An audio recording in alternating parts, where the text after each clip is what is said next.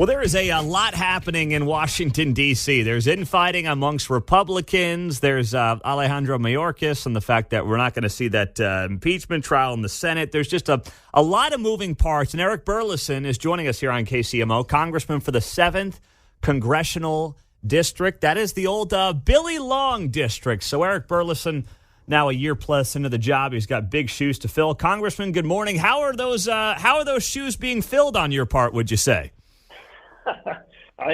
What I tell people up here is I'm the smaller, more boring version of Billy Long. Well, in fairness to you, it's not harder to be more boring than Billy Long. So, I mean, there's a big gap between Billy Long and boring.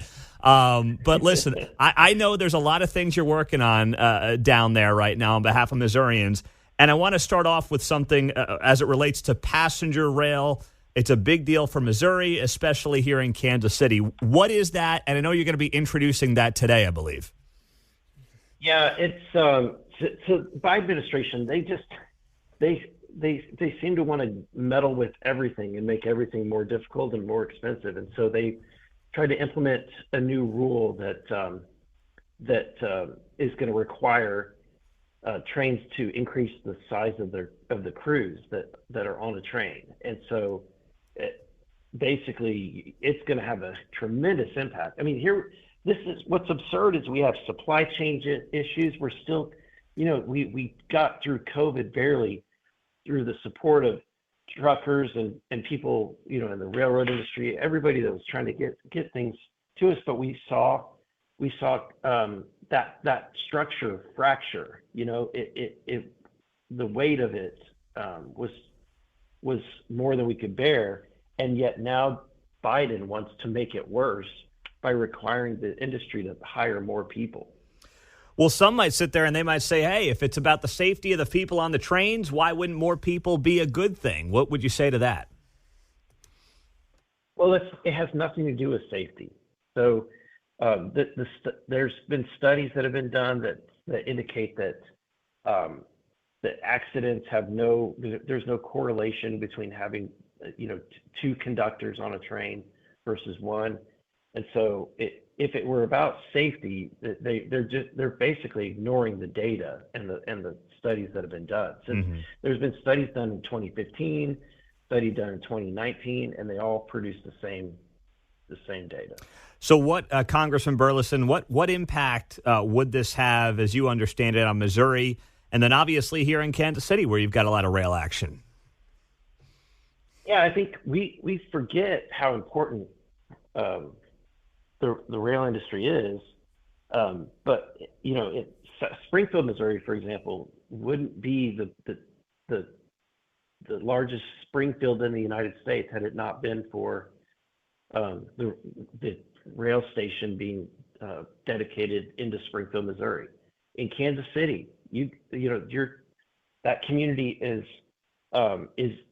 thriving and the size that it is today because of the hub that it was from railroads. So it is a tremendous impact on all of Missouri, in my opinion, and something that we can't really just continue to let Biden mess with. So you are introducing, what would you call this thing you're introducing, and how hopeful are you that something like this can have some legs to it and that it can be bipartisan as well? Yeah, I think it could be. The bill is to eliminate this Congressional Review Act on the crew size. And look, I think that a lot of people that support the Biden rule are mostly labor unions, right? That's where this is coming from, is that you've got labor unions who are saying, we want more people to pay union dues, and therefore we're going to force them to hire more union workers. But at the end of the day, it's going to break the backs of these companies, and it's going to cause everything that you and I buy to go up in price because of the cost of shipping. Yeah. So that's going to be probably the political fight there. but it's one that I'm willing to take on. I hadn't thought about that. Just the cost, obviously, with a lot of goods traveling through rail, you're obviously going to increase labor costs in the company. That will get passed on to the consumer. So I hadn't thought about that angle. Eric Burlison, Missouri's 7th Congressional District, replaced Billy Long a year and a half ago. He is rolling down there in southwest Missouri. He's on KCMO here in Kansas City. So what about, I've got to ask you about the infighting here in the Republican Party. There is a push to, a motion to vacate, basically, Speaker Mike Johnson. Of course, we know what happened last year with Kevin McCarthy, the drama that ensued. Where is that likely to happen today? Is Mike Johnson still kind of fighting for his job? And if so, what do you think should happen?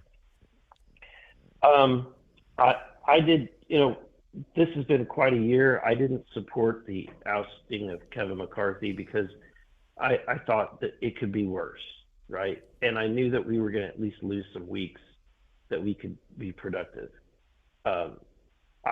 And I think that, unfortunately, I think that I was right. It is worse. I don't recognize the current speaker in the form. I don't recognize him. From the guy that I knew 6 months ago, and some of the complete pivots that he's made. So up until February, he was saying that we were going to refuse any Ukraine spending until we first secure the border. And that pivot has been a dramatic pivot. He's pivoted on FISA. When he was on the Judiciary Committee, he voted for, advocated for reforming the Foreign Intelligence Surveillance Act. He has done a complete about face. I almost wonder if an alien race has not abducted him and replaced him. He's completely changed on. So where are you at on this? Do you want it? Would you support a motion to vacate Mike Johnson? And I haven't made up my mind yet, but I'm frustrated. I'll just be honest that I'm very frustrated. And I think, look, I'm a conservative. I think that if you want to grow the party, a lot of times people think that you grow the party by compromising, by moderating your views. That is not the case. That's not my experience. Is that courage is contagious, and when you have bold ideas, and when you take a stand, and you have principled stands that you take, then people may not agree with you, but they're going to get behind you, and they're going to know that you're doing it for the right reason. But unfortunately, the tendency in this place in D.C. is to just compromise until, at the end of the day, the American people are the ones getting screwed. Well, we'll be following along. Eric Burlison, Missouri's 7th Congressional District on KCMO. We appreciate it. Thanks so much, Congressman. Have a great day. Thank you, Pete. You too, sir. You as well. That is Eric Burlison on KCMO Talk Radio.